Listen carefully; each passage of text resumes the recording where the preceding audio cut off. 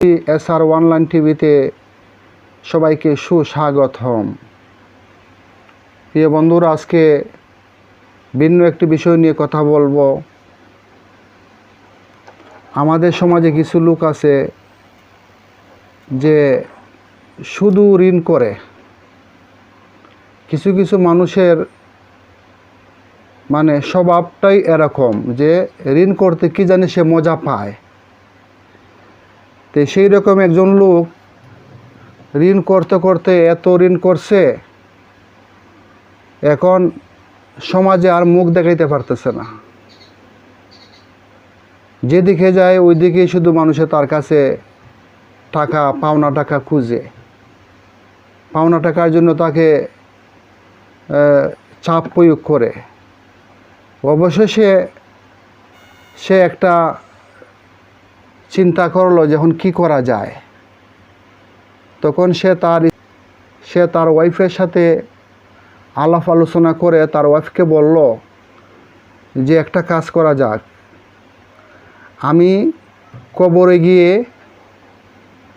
বসে থাকব, আর যদি কেউ পাওনা টাকা নেওয়ার জন্য আসে তাহলে তুমি বলিও যে কেউ যদি কোনো কথা থাকে তাহলে কবরে একটা ছিদ্র আছে, ওই ছিদ্র দেওয়া কিছু বলার জন্য। তো ঋণগ্রস্ত লোক কী করলো, কবরে গেল, হাতে একটা ধারালো ছুরি সাথে নিয়ে গেল, আর কবরের মধ্যে একটু ছিদ্র রাখলো যাতে তার ঋণদাতা যারা টাকা পায় কিছু কথা বলতে পারে। যাই হোক, এত ঋণ করলো, মানুষ জমা হইতে হইতে হইতে হইতে অনেক মানুষ হয়ে গেল।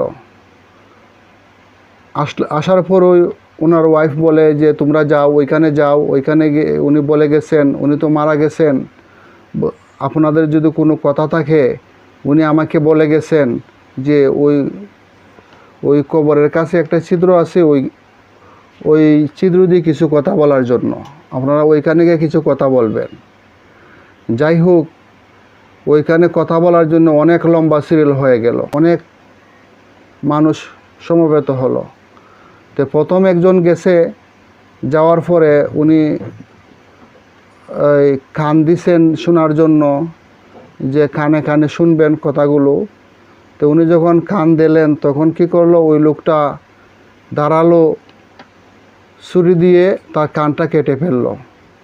তখন ওই লোক কী করলো, কানের মাঝে হাত ধরে শুনছি শুনছি করে একটা ধুর দিল। আশেপাশের মানুষে বলতেছে যে উনি কি বলছে, ও বলছে শুনছি শুনছি, কোনো কিছু বলে না, শুধু বলে শুনছি শুনছি হইয়া একটা ওইটা মারল ধুর। এরপরে যে সিরিয়াল গেলেন ওনার কথা খাওয়ার জন্য, লোকটা কি করলো, ধারালো ছুরি দিয়ে কানটা কেটে ফেললো। ওই লোকও কানের মাঝে চেপে ধরে শুনছি শুনছি করে এমন একটা ধুর দিল। আশেপাশের মানুষে জিজ্ঞাসা করলো তুমি কি শুনছো, উনি কিছু বলে না, শুধু বলে শুনছি শুনছি। এভাবে এক এক করে যে যত লোক ছিল ওইখানে সবার কান কেটে ফেললো, কিন্তু কেউ আর বলে নাই সে কাটছে ওই লোকটি। সবাই বলে শুনছি শুনছি শুনছি শুনছি করে এরা একটা উঠে মারলো ধুর। তো বন্ধুরা, আমাদের সমাজে এমন লোক আছে যে একটা কথায় কিন্তু বিপদটা এড়িয়ে যাওয়া যেত। আজকে প্রথম লোকের কান কাটছে, ওই লোক যদি বলতো যে না ওইখানে বিপদ আছে তোমরা যাইও না, তাহলে বাকি আশেপাশের যে সিরিয়ালের মানুষ ছিল ওরা কিন্তু বেঁচে যেত। তা আমাদের সমাজে সেটা হলো এই যে মানুষ জেনে শুনে অপরের ক্ষতি করতে চায়, যেটা ইসলামে নিষিদ্ধ করা হয়েছে, আইনেও আছে যে ক্ষতি করা যাবে না। কিছু মানুষ এমন আছে আমাদের সমাজে, পাশের বাসাতে মনে করেন অনেক গাছ আছে, হঠাৎ করে একটা দা দিয়ে গাছ কেটে ফেলে। কৈফল গাছ আছে, এক সাইডে কৈফল গাছটা কেটে ফেলে। আমার প্রশ্ন হলো, ওই লোক যে তার কৈফল গাছ পেঁপে গাছ কেটে ফেললো, তার লাভটা কি? তার তো কোনো লাভ নাই। অথচ যদি ওই পেঁপে গাছটা বেঁচে থাকতো তে আমাদের যে সবজির চাহিদাটা মিটত, আমরা সবজির চাহিদা মেটাতে পারতাম। তো এই জন্য মানুষের ক্ষতিকরণ নাই। আমি যখন কোর্টে গিয়েছিলাম, আমার প্রথম শিক্ষা যে জীবনে যদি কেউ উপকার করতে না পারো, তোমার দ্বারা যেন কাহারও ক্ষতি না হয়, অর্থাৎ ক্ষতির কোনো চিন্তা যাতে আমি না করি। এটা আমার কিয়ামত পর্যন্ত মনে থাকবো। ইনশাআল্লাহ আমি চেষ্টা করব আমার দ্বারা যাতে কেউ ক্ষতি না হয়। আমরা যদি সবাই সেই চিন্তা করি, আশা করি আমাদের এই সমাজটা সুন্দর হবে।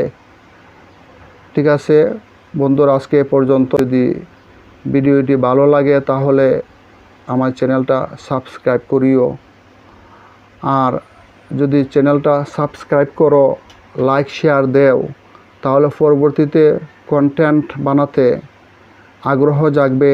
আমরা চেষ্টা করব যে আরও ভালো ভালো কন্টেন্ট নিয়ে আসতে। সবাইকে ধন্যবাদ। আজকে এ পর্যন্ত। আল্লাহ হাফেজ।